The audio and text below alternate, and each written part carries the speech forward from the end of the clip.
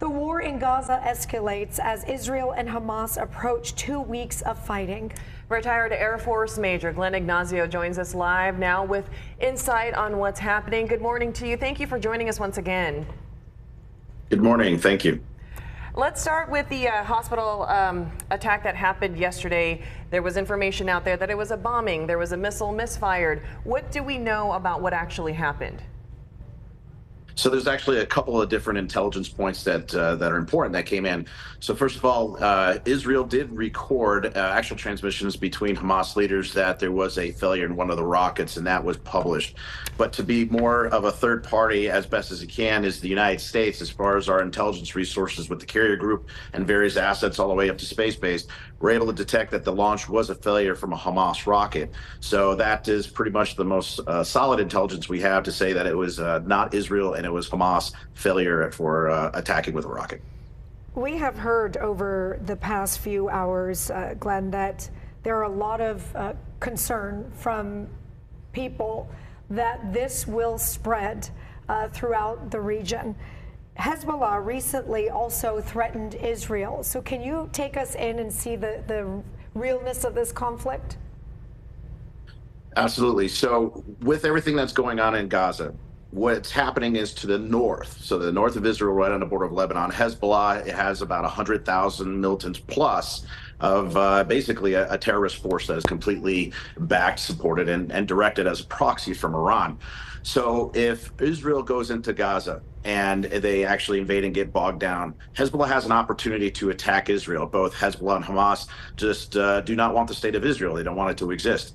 So if the invasion into Gaza, when that occurs, if that bogs Israel down, or if it's so traumatic that Hezbollah feels like they need to attack Israel, they will. So the possibility of escalation is either one, Hezbollah attacks Israel because of the movements into Gaza. Secondly, if Israel does a preemptive attack against Hezbollah, thinking that they're going to invade. Or third, Iran feels like they need to support Hezbollah and Hamas unilaterally and send missiles directly from Syria and Iran into Israel. So those are the three stages that could actually blow this up significantly. The likelihood of that happening? The probability of Hezbollah doing something against Israel is pretty high, because ever since it was probably the second or third day after the incident of the Hamas invading and attacking Israel, Hezbollah did launch rockets, and there's daily skirmishes back and forth. There's been a few Hezbollah and a few IDF soldiers killed as well. So the idea of Hezbollah coming to the aid of Hamas is highly probable, but again, they're also a little nervous about this, because that's why the U.S. presence there with our carrier group, because we are able to defend Israel because we have U.S. citizens in there based on our Constitution. And if Hezbollah does attack Israel, we will definitely be there to defend them. And I want to get to more on that, but I do have a question specifically about when President Biden, he was just in Israel yesterday, he addressed the press, in which he promised $100 million in humanitarian aid to Gaza and West Bank there. How does that work if Hamas is in control of the government and he wants to give aid, which is understandable, but how does it actually get to the civilians who actually need it and not into the wrong hands?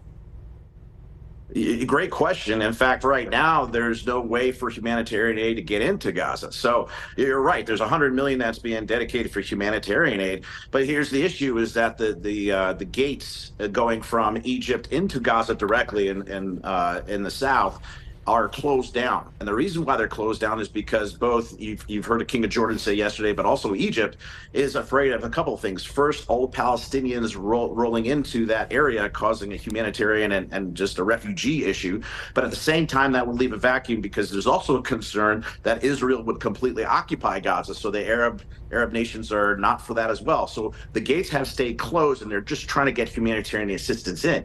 So you're absolutely right, is that $100 million going for aid to help these people, but at the same time, there's no way to get that in. So maybe if they're going to look at other options to get equipment and supplies into and medical supplies into to help the Palestinians. But you're right, Hamas could take those same supplies and use it for themselves. There were minor injuries in a drone attack on a U.S. base in Iraq yesterday. I think there were some unconfirmed reports. Actually, there's a U.S. defense official now telling Fox News that there was a drone attack on a U.S. military base in Syria just this morning. Okay, so that's been confirmed since we walked in here earlier this morning. As the news of this continues to unfold, could we see more American troops being targeted now overseas?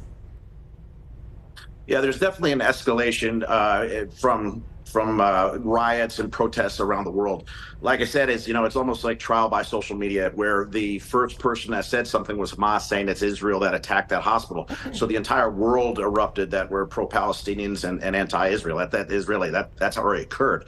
But the rhetoric against the United States as far as supporting Israel has also increased. So you see the attacks there.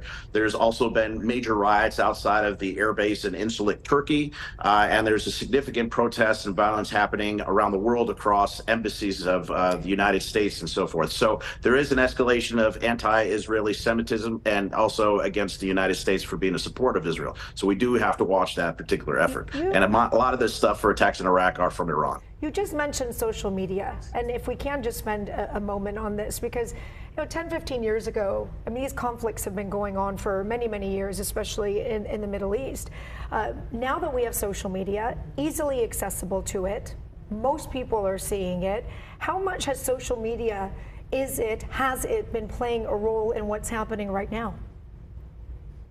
I would say significantly, because there's two things you have to look at. Is it's not just the kinetic warfare of putting weapons on targets or people physically fighting, but there's the psychological and information warfare.